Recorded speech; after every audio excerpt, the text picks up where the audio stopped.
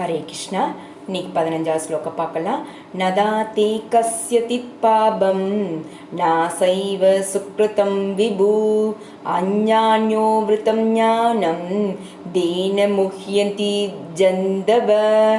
விபும்னா சமஸ்கிருதத்தில் அதோட மீனிங் அளவுக்கு அதிகமான ஞானம், செல்வம், வலிமை, புகழ், அழகு எல்லா நிரம்பிய பரமபுருஷர்னு பொருள். அவர் பாவ புண்ணியங்களால் பாதிக்கப்படாம தன்னில் திருப்தியுடையவராக விளங்குறாங்க. எந்த ஒரு ஆத்மாவின் குறிப்பிட்ட இந்த சூழ்நிலையிலும் அவர் உண்டாக்குவதும் இல்லை. ஆனால் தெரியாம இருக்கிறதுனால மயங்கிய இந்த ஆத்மா வாழ்வில் குறிப்பிட்ட சூழ்நிலையில வைக்கப்படுற விரும்புகிறாங்க.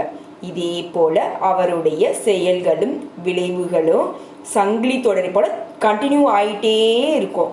உயர் இயற்கையான இந்த ஆத்மா ஞானம் நிறைந்தவங்களா இருப்பாங்க. இருந்தாலும் அவருடைய சக்தி ஒரு எல்லைக்கு உட்பட்டு தான் இருக்கும். அவர் அறியாமையினால பாதிக்கப்படக்கூடியவங்க.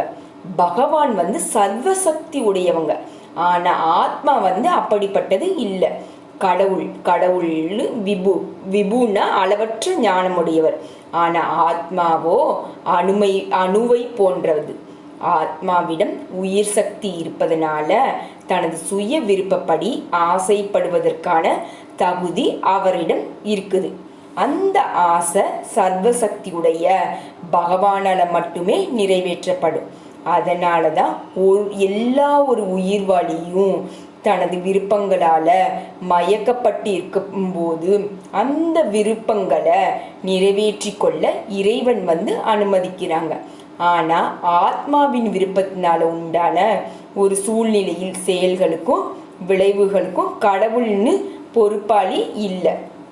மயங்கிய நிலையில உடலில் வசிக்கும் இந்த ஆத்மா தன்னை பௌதீக உடலுடன் அடையாளம் காண்பதனால தான் வாழ்வுல நிலையற்ற இந்த இன்ப துன்பங்களுக்கு உட்படுறாங்க. மலரின் அருகில இருப்பதனால அதனோட நறுமணத்தை நுகர இயல்வது போல பரமாத்மாவாக எப்போதும் ஆத்மாவுடன் இருக்கும் இறைவனால தனிப்பட்ட இந்த ஆத்மாவின் விருப்பங்களை தெரிய முடியும். ஆசையே ஆத்மாவை கட்டுண்டிருக்க செய்யும். இந்த சூக்ஷ்ம ரூபம், அதாவது ஒன்றும் இல்லாத ஆத்மாவின் தகுதி போலதான் கடவுள் அவரது ஆசைகளை நிறைவேற்றுகிறார். மனிதர் விரும்புகிறார், இறைவன் நடத்துகிறார். தனது ஆசைகளை நிறைவேற்றும் சர்வசக்தி தனிப்பட்ட ஆத்மாவிடம் இல்லை. ஆனால் கடவுளால் எல்லா ஆசைகளையும் நிறைவேற்ற முடியும். அனைவருக்கும் சமமாக விளங்கும் கடவுள் சிறிது அளவு சுதந்திரத்துடைய ஆத்மாவின் ஆசைகளில் தலையிடுவதும் இல்லை. இருந்தாலும் யாராவது கிருஷ்ணரை விரும்பினால் அவரின் மீது தனி கவனம் செலுத்தக்கூடிய பகவான் அவர் தன்னை வந்தடைவதற்கும் நித்திய ஆனந்தத்துடன் வாழ்வதற்கும் ஆசைப்படுவதற்கும் உற்சாகப்படுத்துகிறார். அதனாலதான் வேத வாக்கியம் உறுதி செய்து ஏஷ உஹ்யேவ சாது கர்ம காரியத்திதம்யம் ஏப்யோ லோகப்ய உன்னிஷதே ஏஷ ஏவ சாது கர்ம காரியதயம் அதோ நீஷதே. உயிர்வாளியின் ஏற்றம் பெறுவதற்கான கடவுள் அவர்களை புண்ணிய காரியங்களில் ஈடுபடுத்துகிறார். நரகத்திற்கு செல்வதற்கான அவர்களை கடவுள் பாவ காரியங்களில் ஈடுபடுத்துகிறார். அந்யோ ஜந்துர் அனிஷோ எம் ஆத்மன சுகதூகயோ ஈஸ்வர பிரதீபோ கச்சேத் ஸ்வர்க்கம் வாஸ்வ அப்ரம் ஏவச்ச.